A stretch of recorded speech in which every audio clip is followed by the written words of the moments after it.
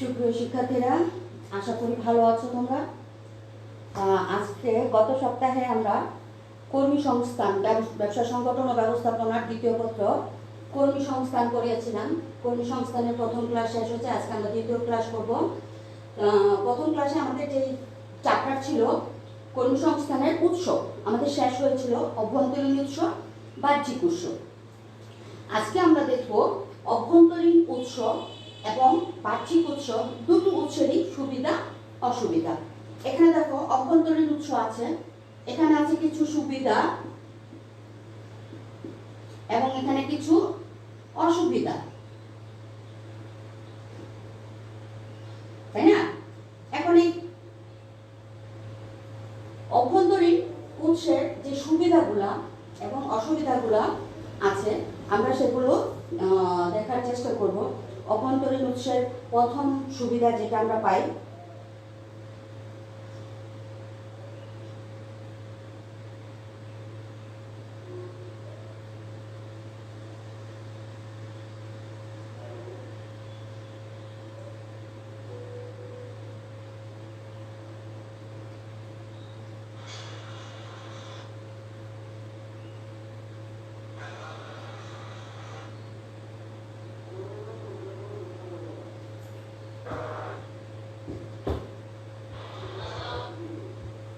অভ্যন্তরীণ উৎসের প্রথমত আমরা যে সুবিধাটা পাই আনুগত্য প্রতিষ্ঠা।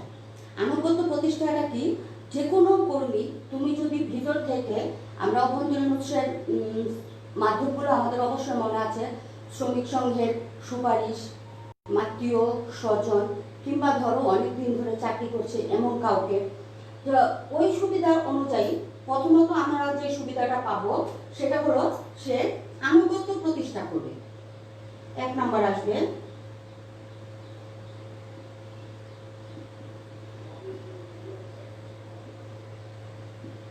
বিশেষ করে তোমার অভ্যন্তরীণ আমরা যে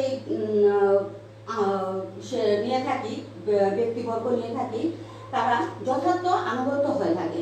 কারণ পদোন্নয়নের মাধ্যমে কিন্তু তোমার অভ্যন্তরীণ উৎস আমরা ব্যবহার করি।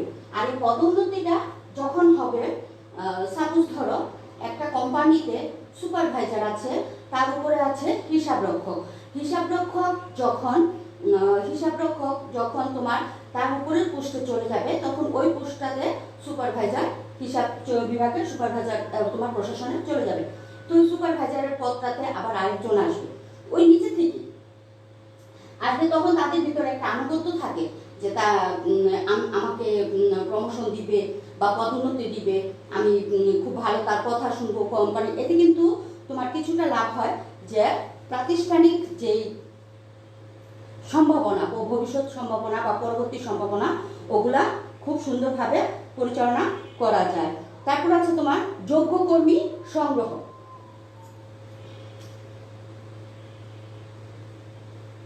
যোগ্য বা বিশ্বস্ত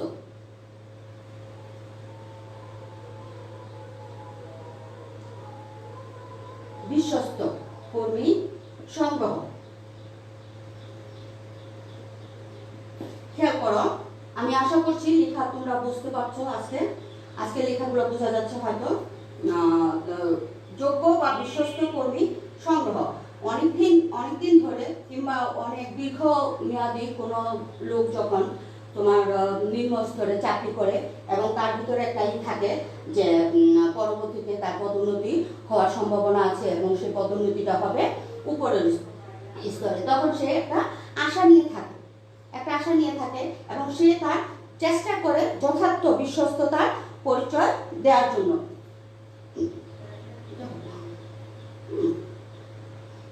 বিশ্বস্ত কর্মী, সে চেষ্টা করে তার বিশ্বাস এবং আজ্ঞাবহ হিসাবে আমাদের সাথে কাজ করার। 3 নম্বরে আমি পেতে পারি তোমার সুবিধার্থে 3 নম্বর হবে মনোবল।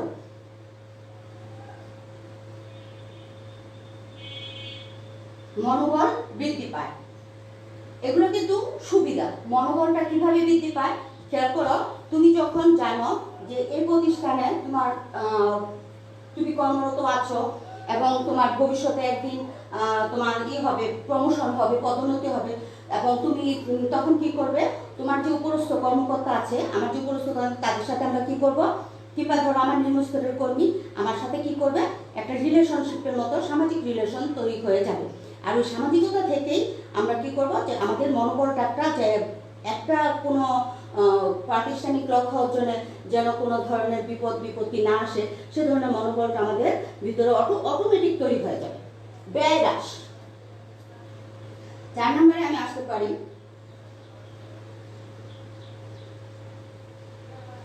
স্বভাবতই বাহ্যিক উৎস থেকে কর্মী সংগ্রহ করলে আমাকে প্রচুর ব্যয়ের সম্মুখীন হতে হয়। যেটা তোমার অভ্যন্তরীণ উৎস সুবিধা, যেটা যে কোনো ধরনের ব্যয় আমাকে বহন করতে হয় না, কোনো ধরনের ব্যয় বহন করতে হয় না। যেমন ধরো বাহ্যিক উৎস থেকে আমি যখন কর্মী সংগ্রহ করব, আমি কি নিব, কর্মীর জন্য বিজ্ঞাপন প্রদান করব, তা আবেদনপত্র গুছাবো, তারপর যাচাই বাছাই করব, তাকে নিমন্ত্রণ পত্র দেব। এই যে এই কাজগুলা কিন্তু যথেষ্ট ব্যয়বহুল। এবং আরেকটা জিনিস হয়, সেই কাজে তোমার আমরা পরবর্তীতে আসবো যে ব্যয় হ্রাসের পরে আমার কি হয়, ব্যয়, এই যে খরচটা বৃদ্ধি পায় এবং আনুষ্ঠানিকতা পালন করতে গিয়ে আমাদের অফিসের কার্যাবলী অনেকটাই ব্যাহত হয়। যেমন 5 নম্বর আমার এটা আসবে,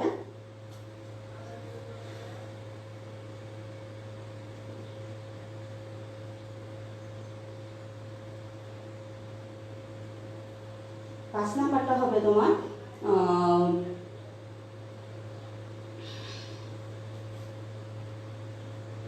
কাজের স্বাভাবিকতা।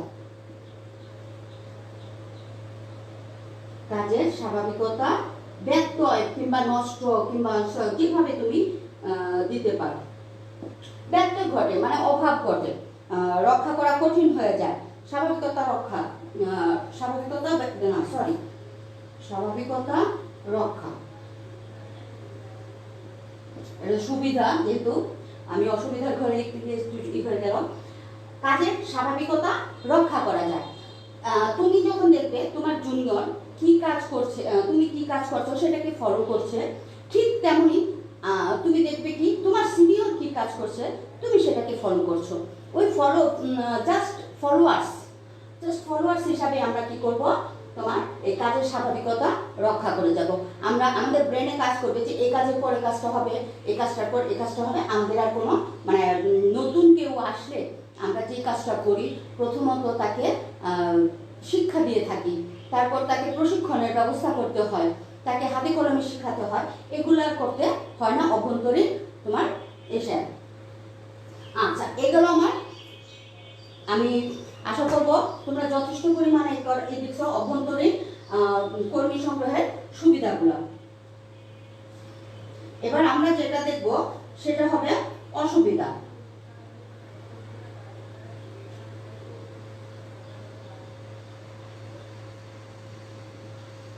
দেখি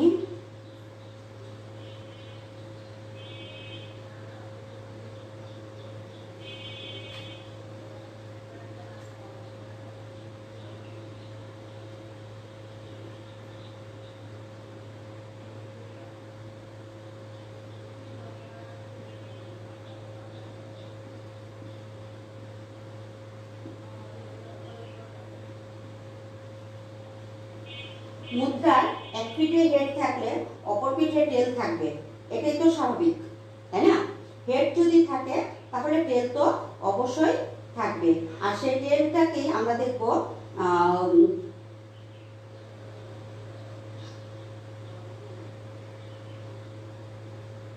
হ্যালো ইকরামুল হাসান করিম, নাহিদুল হাসান, হ্যালো ম্যাম, হ্যাঁ ভালো আছি, তোমরাও ভালো আছো হয়তো, থ্যাঙ্কস। তো দেখো, এই যে ক্লাসগুলো করি তোমাদের সুবিধার্থে, তোমাদের জন্যই কিন্তু আমাদের আজকে এই অনলাইনের ব্যবস্থা।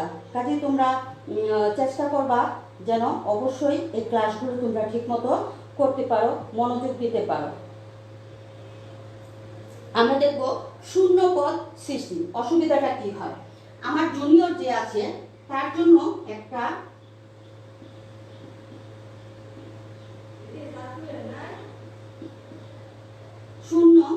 সৃষ্টি। আমার জুনিয়র আমার পোস্টে আসবে, স্বভাবতই তার পদোন্নতি হবে, আমার পদোন্নতি হবে। ওই আশায় আমরা যখন বসে আছি তখন দেখব যে কিভাবে পদোন্নতি তাকে দেওয়া যায়। এখন তার পদোন্নতির সিস্টেমের জন্য আমি কিন্তু তোমার কি করব, আমার সিটটাকে ছেড়ে দিতে পারবো না, সিটটাকে ছেড়ে দিতে পারবো না। তার জন্য নির্দিষ্ট একটা সময় পর্যন্ত অপেক্ষা করতে হয়। আর সেই অপেক্ষার জন্য আমাকে পদোন্নতি শূন্য পদের জন্য তোমার কি করতে হবে, অপেক্ষা করতে হবে। তারপর আছে নতুন মেধার প্রবেশ।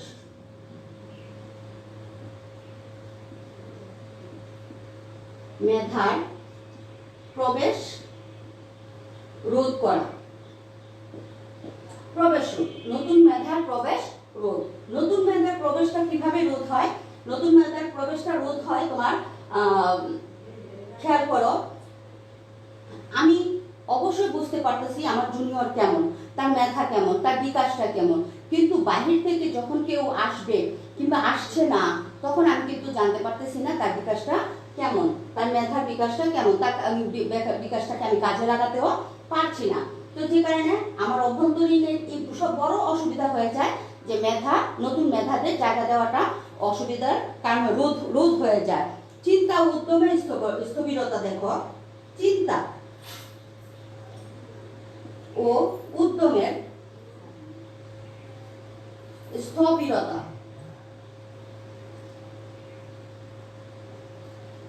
কর্মী সংস্থান তোমার চ্যাপ্টারটাই এমন যে একটু কঠিন, একটু বড়, একটু চিন্তার বিষয়। তো তুমি চিন্তা করবে যে চিন্তা ও উদ্যমে স্থবিরতা কিভাবে আসে। চিন্তা ও উদ্যমে স্থবিরতা আসবে তোমার, তুমি যখন দেখবে যে তোমার সিনিয়র যা করছে তুমি অটোমেটিক তা করবা, তোমার জুনিয়র তাই করবে। তারপর তাহলে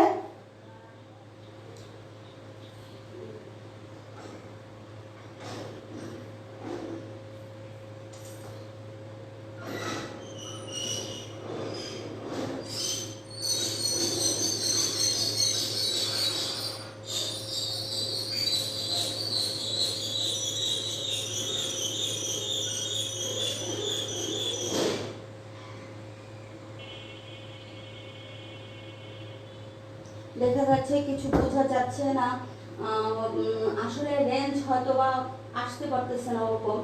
চিন্তা উদ্যমে স্থবিরতা, খেয়াল করো, যেহেতু প্রতিযোগী নেই তোমার সাথে আমার সাথে, তখন আমাদের চিন্তাটা কি হয়, ওখানেই আটকে যায়।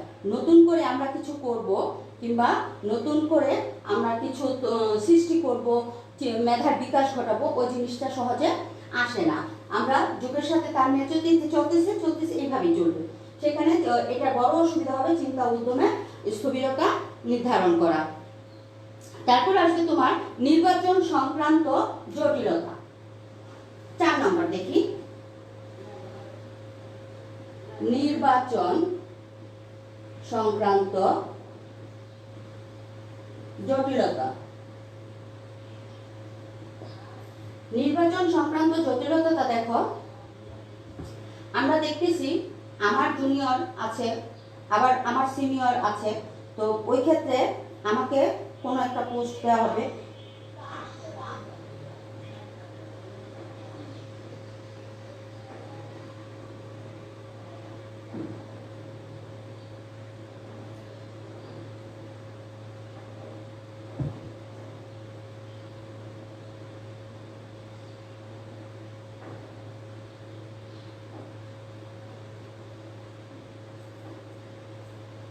নির্বাচন সংক্রান্ত জটিলতা। স্বভাবতই একটা পদের জন্য 2-4 জন করে সৃষ্টি হয়। 2-4 জন লোক সৃষ্টি হলে তখন তোমাকে কি করতে হবে, নির্বাচন করতে হবে, কাকে রেখে কাকে দিবে পোস্টটা, তাই না? একটা অস্বাভাবিকতা চলে আসে। আর এই অস্বাভাবিকতা যখন চলে আসে তখন আমরা কিছুটা দ্বিধায় পড়ে যাই, কিছুটা দ্বন্দ্বে পড়ে যাই, কিছুটা মানসিক বলে এটাকে, যে কাকে রেখে কাকে দেব। তখন এই হলো আমার নির্বাচন সংক্রান্ত জটিলতা। আরেকটা সমস্যা আছে, খুব বড় ধরনের সমস্যা। দেখো, যদি অভ্যন্তরীণ কৃষির থেকে লোক নিয়ে থাকি, সে সমস্যা হলো উপযুক্ত কর্মীর অভাব।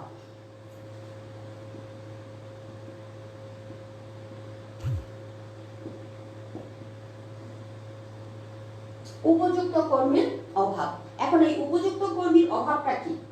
তারপর সবচেয়ে ইম্পর্ট্যান্ট জিনিস হবে এটা। এবং তোমার কি বলবো, যেহেতু বাহিরের লোক আসতেছে না, ভিতরের লোক, আমরা অভ্যন্তরীণ উৎস থেকে 5 ধরনের লোক নিয়ে থাকি, 5টি ক্যাটাগরিতে লোক নিয়ে থাকি। প্রথমত তোমার প্রশাসনের অনুরোধ, দ্বিতীয়ত শ্রমিক সংঘের অনুরোধ, তৃতীয়ত আত্মীয় স্বজন, এসব অ্যাসেটটা থাকে। আর ওইখানে দেখা যায় যে যেই স্তরের কর্মী আমার প্রয়োজন, সেই স্তরের কর্মীর আমি সহজে পাই না, প্রতিষ্ঠান সহজে সেই স্তরের কর্মীটাকে পায় না। ফলে কি হয়, তোমার উপযুক্ত কর্মীর অভাব হয়ে যায়। আমরা বাহ্যিক উৎসের ইস্যুতে চলে যাব। আমি শিক্ষার্থীরা আশা করি তোমরা যথেষ্ট পরিমাণে আগ্রহী আছো, অনলাইন ক্লাসে তোমরা একটু করবা। আর আজকে তোমাদের জন্য একটা হোমওয়ার্ক থাকবে।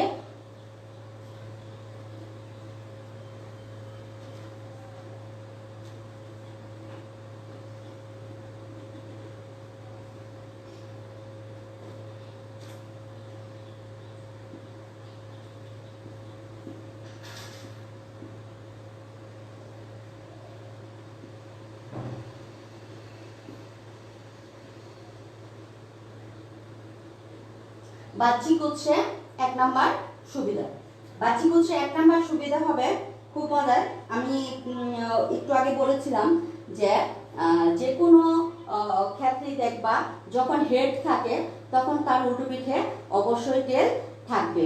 আর বাহ্যিক কর্মের প্রথম যেই সুবিধাটা, বাহ্যিক উৎসের প্রথম যে সুবিধাটা, সেটা হবে আমার যোগ্য কর্মী সংগ্রহ। যোগ্য কর্মী সংগ্রহ করা। এখানে যোগ্য কর্মী কিভাবে আমি সংগ্রহ করতে পারি খেয়াল করো। আমার লোকে বলে নানামুনির নানামত। সেই নানামুনির নানামত তুমি যখন কাজে লাগাতে যাবা তখন তুমি দেখবা যে একজন যখন তোমাকে একটা প্রশ্ন করবে, পাশাপাশি আরেকজন সেই প্রশ্নটা করতে আগ্রহী হবে। আর ওই প্রশ্নটা এমন হবে, হয়তো তুমি ধরতে পারতেছো না, তুমি বোঝার চেষ্টা করতেছো যে আমাকে কি প্রশ্ন করলো। এই যে চারিদিক থেকে তোমাকে ঘিরে ধরাটাই তোমার বুদ্ধিমত্তার পরিচয়। আর ওখান থেকে যে সঠিক উত্তরগুলো আমাকে দিতে পারবে, তাকেই তো সংগ্রহ করা হবে। তো যে কারণে আমরা কি করি, ওখান থেকে যোগ্য কর্মী সংগ্রহ প্রতিষ্ঠান তোমার পেয়ে যেতে পারে। 2 নম্বর হতে পারে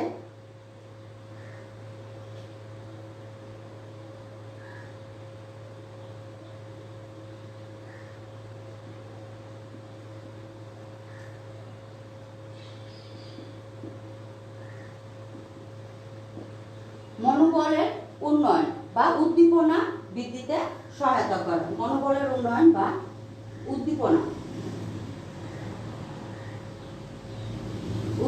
বৃদ্ধি। হ্যাঁ, তুমি যেভাবেই বলো, তোমার মনোবলের উন্নয়ন হতে পারে, উদ্দীপনা বৃদ্ধি হতে পারে, উৎসাহ বৃদ্ধি পেতে পারে।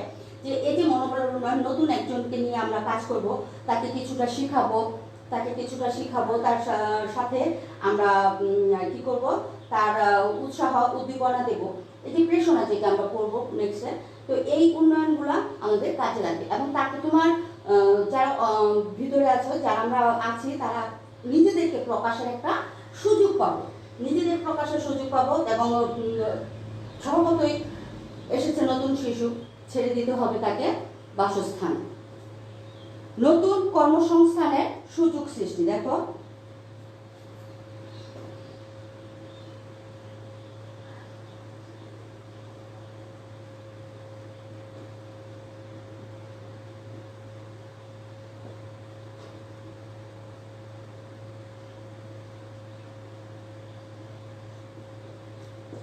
নতুন কর্মসংস্থানের সুযোগ সৃষ্টি। এখন এই নতুন কর্মসংস্থানের সুযোগটা কি? যখন তুমি নিবা, একজন অন্য জায়গা থেকে আসবে, আবার অনেক ধরনের লোক আসবে, এবং তোমার প্রতিষ্ঠান পরিবর্তনও করবে। এই যে এক জায়গা থেকে ছেড়ে যাওয়া তোমার আরেক প্রতিষ্ঠানে কি হয়, শূন্যপদ সৃষ্টি হয়, এবং সেখানে কর্মসংস্থানের সৃষ্টি হয়ে থাকে। তারপর হচ্ছে তোমার প্রশাসনিক জটিলতা হ্রাস।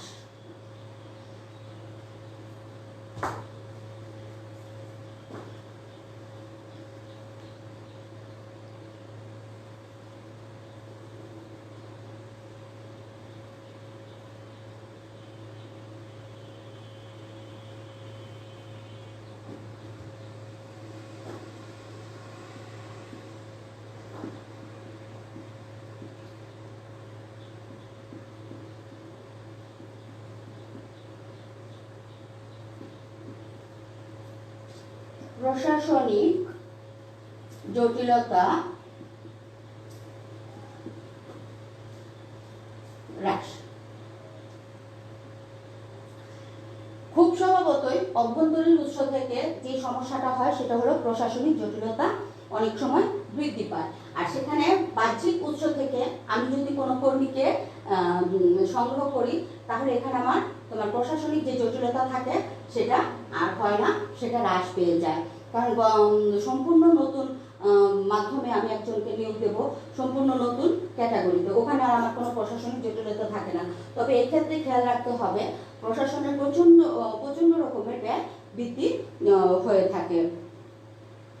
এবার আমরা দেখব অসুবিধা। প্রশাসনিক জটিলতা হ্রাস, অসুবিধা চলে যায়।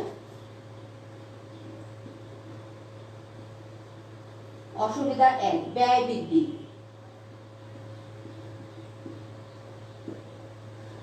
প্রিয় ছাত্রছাত্রীরা, শুরুতে আমি তোমাদের বলেছিলাম যে আমাদের মুদ্রার এক পিঠে হেড থাকলে অপর পিঠে অবশ্যই টেল থাকবে।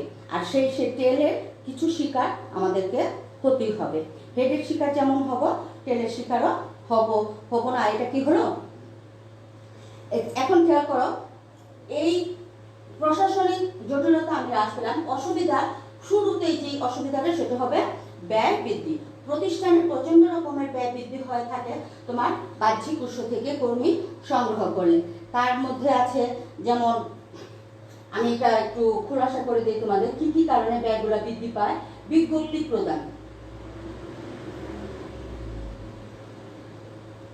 বিজ্ঞপ্তি প্রদান, আবেদনপত্র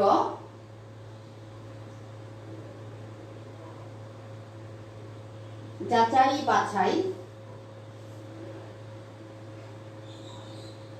বাছাইকরণ, নিমন্ত্রণ পত্র প্রেরণ,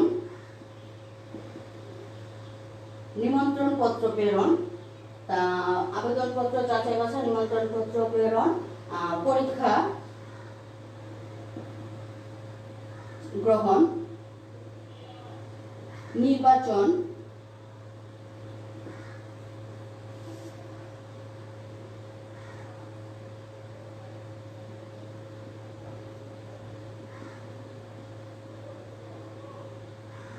নিয়োগ। খেয়াল করো, বিজ্ঞপ্তি, আবেদনপত্র যাচাই বাছাইকরণ, নিমন্ত্রণ পত্র প্রেরণ, পরীক্ষা গ্রহণ, নির্বাচন এবং নিয়োগ। 1, 2, 3, 4, 5, 6 আরো আছে। এই 6টা কার্য গ্রহণ করার জন্য 6টা 7টা 8টা নির্বাচনের হলো আমাদের 8টা। এই কাজগুলো গ্রহণ করার জন্য কিন্তু তোমার পুরো অফিসকে সময় দিতে হয়। আর এই পুরো অফিসকে যখন সময় দিতে যাবা তুমি, তখন দেখবা স্বভাবতই তোমার কি হবে, অফিসের কাজ ব্যাহত হবে, তোমার ব্যয় বৃদ্ধি পাবে, মনোযোগ নষ্ট হবে। অনেক প্রতিষ্ঠানের অনেক কর্মীর অনেক ধরনের এগুলিতে জড়িয়ে যেতে হয়, কাজে ব্যাঘাত ঘটতে পারে। তারপর আছে তোমার সময় সাপেক্ষ, এটা হলো 1 নাম্বার। 2 নাম্বার হবে সময় সাপেক্ষ। বাহ্যিক উৎস থেকে কর্মী সংগ্রহের দ্বিতীয় অসুবিধা হলো সময় সাপেক্ষ। স্বভাবতই সব কাজের জন্য কিছু না কিছু সময় বরাদ্দ নিতে হয়। আর ততদিনে হয় কি, তোমার প্রতিষ্ঠানে দেখা যায় যে কোনো প্রতিষ্ঠানে মুনাফা অর্জনের ক্ষেত্রে কিছুটা ব্যাহত হয়। তারপর আছে তোমার সমন্বয় বিধানের 3 নম্বর আমি দেই। সমন্বয় বিধানের অসুবিধা।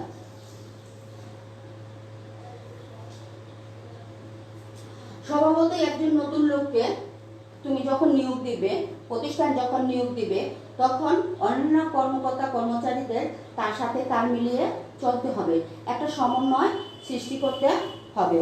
আর এই সমন্বয়টা তোমার সৃষ্টি করতে গিয়ে দেখা যায় যে অনেক ক্ষেত্রে প্রতিষ্ঠানের ভাবমূর্তি নষ্ট হতে থাকে।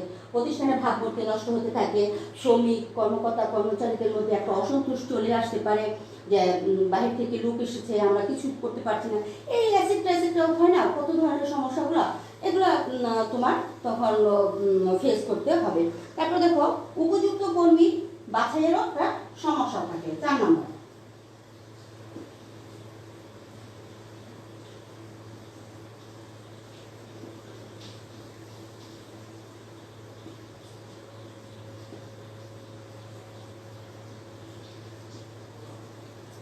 এই যে বাছাই শব্দটা আমার নিম্ন স্তরে যে কাজ করছে, আমি কিন্তু জানি সে কি কাজ করছে, তাই না?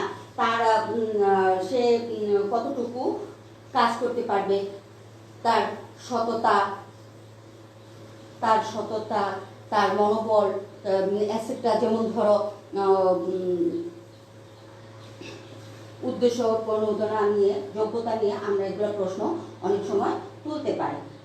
কিন্তু এক্ষেত্রে দেখা যায় অভ্যন্তরীণ উৎস থেকে যেই শ্রমিক আসবে তার কিন্তু আর তোমার এগুলি, তার সততা মনোবল, তার যোগ্যতা নিয়ে প্রশ্নটা তখন থাকে না। তখন আমরা জানি যে সে কেমন হতে পারে এবং সে কেমন ধরনের আচরণে অংশগ্রহণ করতে পারে। মনোবল হ্রাস,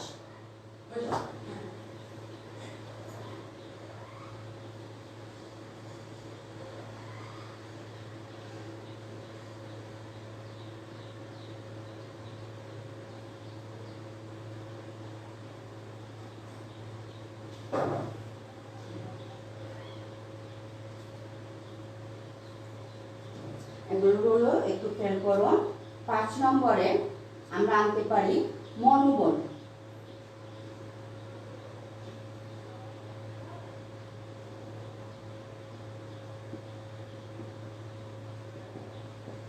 খেয়াল করো, অভ্যন্তরীণ উৎসের একটা সুবিধা পেয়েছিলাম আমরা, মনোবল বৃদ্ধি পাওয়া। ঠিক পক্ষান্তরে বাহ্যিক উৎসের একটা অসুবিধা হলো মনোবল হ্রাস পাওয়া। সেটা কিভাবে?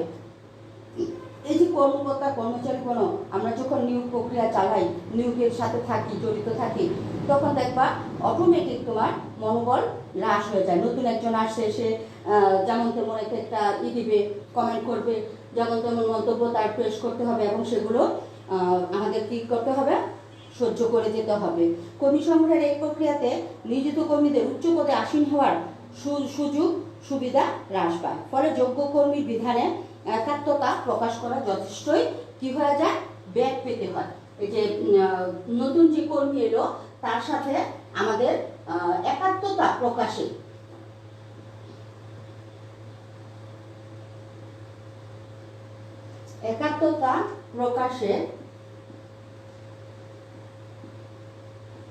বাধা সৃষ্টি হয়ে থাকে। প্রথমত যে কারণে বাধাগুলো তৈরি হয়, প্রথমত আমরা চিন্তা করব তার রুচি কেমন, যোগ্যতা কেমন, তার মনোবল কেমন, তার ইচ্ছা প্রবণতা, তারপর আছে তোমার যেমন ধরো সততা নিয়ে একটা প্রশ্ন আসে। তো যখন এগুলো আমরা যাচাই করতে দেবো তখন দেখবো যে তোমার কিছু করতে হবে না, আমাদের কিছু করতে হয় না। তখন এই যে তার সাথে, তার মতের সাথে একমত হওয়াটাই কঠিন হয়ে যায়। তার মতের সাথে একমত হওয়া, কিংবা আমাদের মতের সাথে পুরাতন যারা থাকে তাদের মতের সাথে নতুন যারা আসে তাদেরও তোমার কি হয়? একমত হওয়াটা কঠিন হয়ে যায়। আমরা এখন নেক্সট টপিকে চলে যাব, কর্মী নির্বাচন। এই ক্লাসটা কিন্তু খুব বড়, বুঝছো?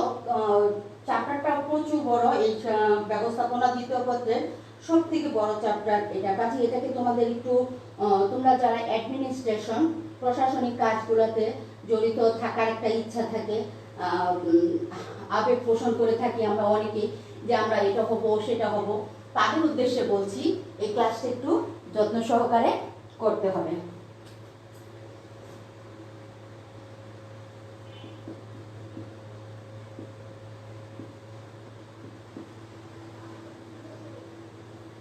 কর্মী নির্বাচন, এটা কর্মী সংগ্রহের দ্বিতীয় ধাপ। খেয়াল করো, কর্মী নির্বাচন কি?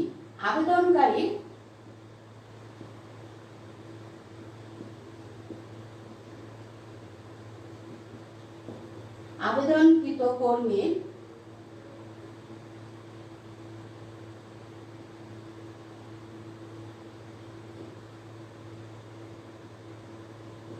মধ্য থেকে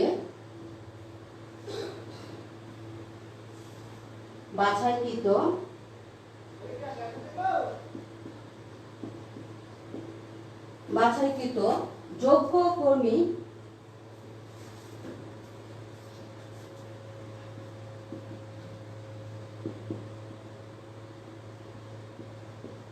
নিয়োগ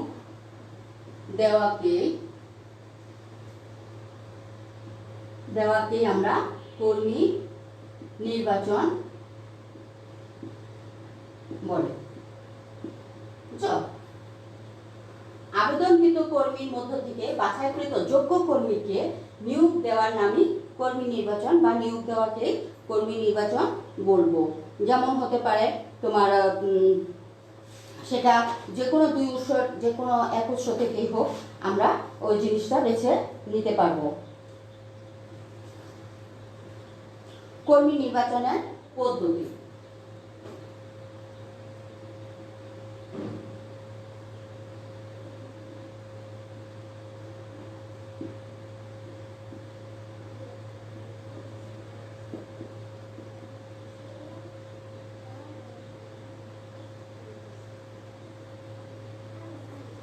খেয়াল করো, কিছু পদ্ধতি অবলম্বন করে আমাদেরকে কর্মী নির্বাচন করতে হবে, আর ওগুলো আমরা তোমাদেরকে একটা ছকের মাধ্যমে দেখে দেওয়ার চেষ্টা করছি।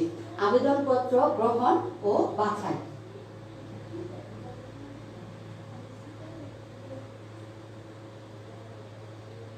হ্যাঁ, আবেদনপত্র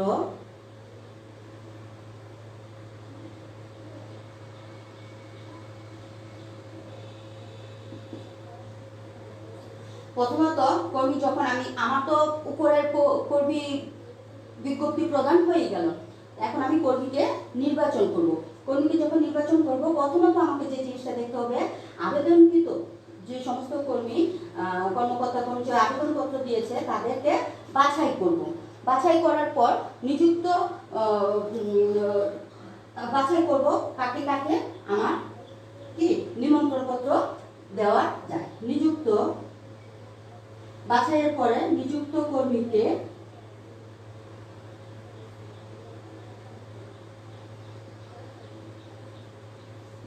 নিমন্ত্রণপত্র প্রেরণ করতে হবে।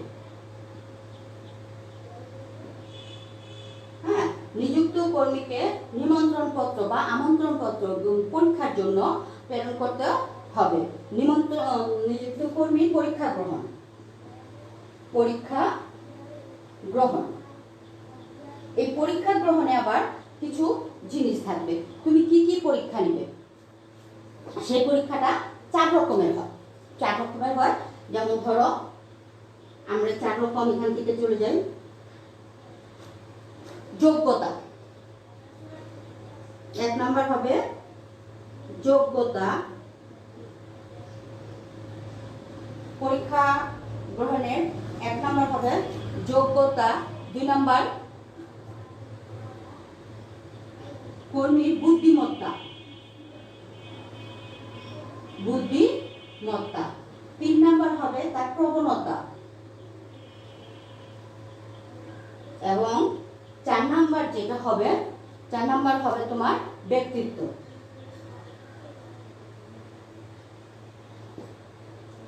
খেয়াল করো, সম্ভবত যোগ্যতা ছাড়া কোনো ব্যক্তি তোমাকে আবেদনপত্র দিবে না, আর ওই আবেদনপত্র অবশ্যই তুমি বাছাই করেছো। তারপর দেখবা বুদ্ধিমত্তা।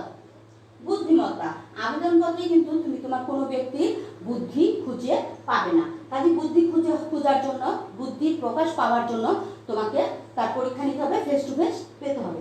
প্রবণতা, তার ওই কাজের প্রতি কতটুকু আকাঙ্ক্ষা আছে, কতটুকু ইচ্ছা আছে, সে কি আদৌ এই কাজটা চলে যাওয়ার একটা প্রবণতা থাকে, ইচ্ছা থাকে, এরকম কিনা তোমাকে দেখতে হবে। একদম লাস্ট ব্যক্তিত্ব।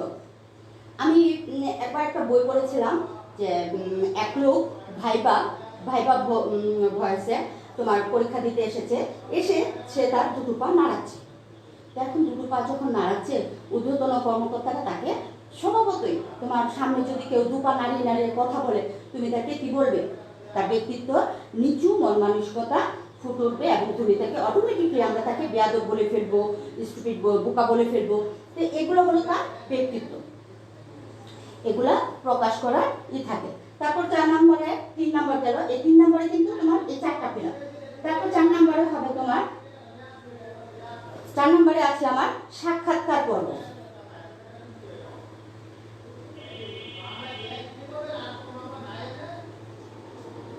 সাক্ষাৎকার পর্ব, ওই সাক্ষাৎকারেই তুমি তার ব্যক্তিত্বটা খুঁজে পাবা। তারপর প্রাথমিক নির্বাচন। প্রাথমিক নির্বাচন তো আমি অনেকেরই করব, তাই না? প্রাথমিক নির্বাচন কাকে করব? প্রাথমিক নির্বাচন কয়েকজনকে করব। প্রাথমিক নির্বাচন কয়েকজনকে করব। কয়েকজনকে করার পর তাদের মধ্য থেকে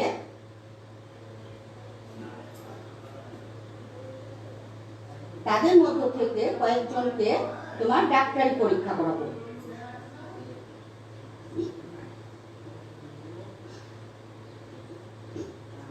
বিভিন্ন রিয়েল এস্টেট প্লাস সরকারি পরীক্ষাগুলোতে দেখা যায় সরকারি যোগ্যতা সম্পন্ন কর্মী বাছাই করতে গেলে তাদের ডাক্তারি পরীক্ষা করানো হয়। আর ডাক্তারি পরীক্ষা করানোর পরবর্তী যে ধাপ, আমরা চূড়ান্ত নির্বাচন করব।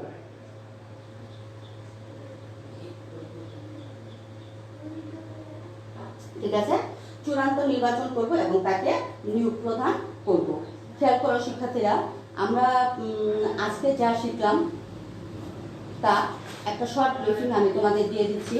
শর্ট ব্রিফিংটা হলো এই যে আমরা গত ক্লাসে কর্মী সংস্থানের দুটো উৎস পড়েছিলাম। তার প্রথম উৎস ছিল অভ্যন্তরীণ, দ্বিতীয় উৎস ছিল বাহ্যিক। অভ্যন্তরীণ উৎসের সুবিধা এবং অসুবিধাগুলো নিয়ে আমরা আজকে আলোচনা করেছি। আমার ধারণা তোমাদের বুঝতে তেমন কষ্ট হবে না আজকের আলোচনায়, যে কতটুকু সুবিধা এবং কতটুকু অসুবিধা প্রতিটি ধাপে। ঠিক তেমনি বাহ্যিক ভাবে কর্মী সংগ্রহেরও আমি তোমার সুবিধা অসুবিধা আলোচনা করে দিলাম। আশা করি এগুলি তোমরা বাড়িতে দেখবে এবং ফলো করবে। তারপর আমরা কর্মী নির্বাচনে গেলাম। কর্মী নির্বাচন কিভাবে করব? আবেদনকৃত কর্মীদের মধ্যকার থেকে বাছাই করে, যাচাই বাছাই করে যোগ্য কর্মীকে নির্বাচন করব এবং তাদেরকে আমরা কি করব? পরীক্ষার জন্য তোমার নিমন্ত্রণপত্র প্রেরণ করব। এটা হলো আমার নির্বাচন পদ্ধতিটা। আর এই নির্বাচন পদ্ধতিতে গেলে আমি কয়েকটা জিনিস পাই, যেগুলো তোমাদেরকে অবশ্যই আমি দেখিয়েছি। যেমন ধরো, আবেদনপত্র গ্রহণ ও বাছাই, নিযুক্ত পরীক্ষা অংশগ্রহণের আমন্ত্রণপত্র, নিযুক্ত পরীক্ষা গ্রহণ 4 রকমের ছিল: সাক্ষাৎকার গ্রহণ, প্রাথমিক নির্বাচন, ব্যক্তিগত ইতিহাস অনুসন্ধান, ডাক্তারি পরীক্ষা এবং চূড়ান্ত নির্বাচন। ব্যক্তিগত ইতিহাসকে আমরা অনেক সময় দেখি, আমরা যারা চাকরি করি তাদের পেছনে মামলা টামলা থাকে কিনা। ব্যক্তিগত, আমি আসলে এদিকে খেয়াল করে নিই।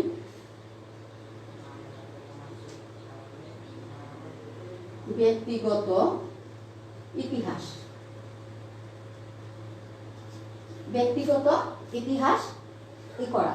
তো এই ছিল আমাদের আজকের ক্লাস। এখন আমি তোমাদের একটু বাড়ির কাজ দেবো। বাড়ির কাজটা একটু দেখে নাও।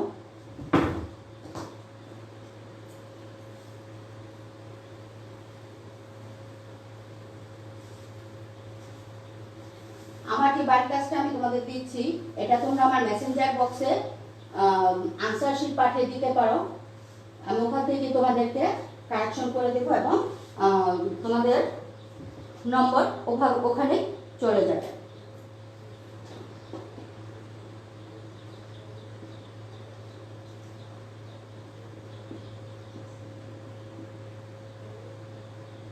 কর্মী সংঘের অভ্যন্তরীণ ও বাহ্যিক উৎসের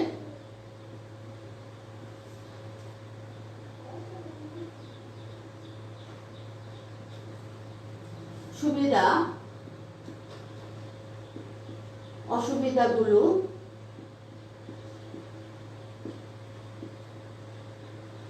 যে কোনো চারটি,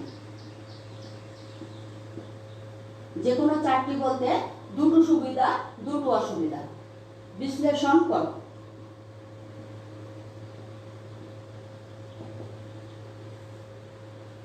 দুই নম্বর, কর্মী নির্বাচনের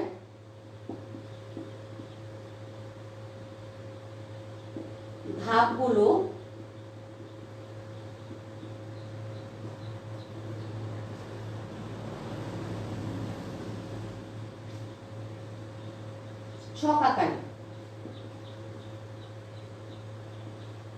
ছক আকারে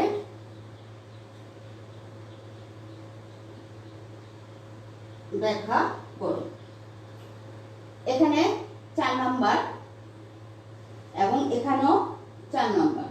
এই 8 নম্বরের কোশ্চেন আজকে তোমাদের জন্য দেয়া থাকলো। এটা অবশ্যই 19-20 শিক্ষার্থীদের জন্য প্রযোজ্য। তো কাজে এই দুটো প্রশ্ন আমি তোমাদের কাছে রাখলাম এবং এই দুটো প্রশ্নের উত্তর তোমরা যথাযথভাবে আমাকে দেওয়ার চেষ্টা করবে। আশা করি ভালো থাকবে। এই প্যান্ডামিকের সময়ে সবাই প্রতিবার আমরা বলি যে তোমরা এটা করো সেটা করো, তো আর যাই হোক নিজেকে সেফ রাখবা, ভালো থেকো, সুস্থ থেকো, এই দোয়া করি, আমার জন্য দোয়া করবা।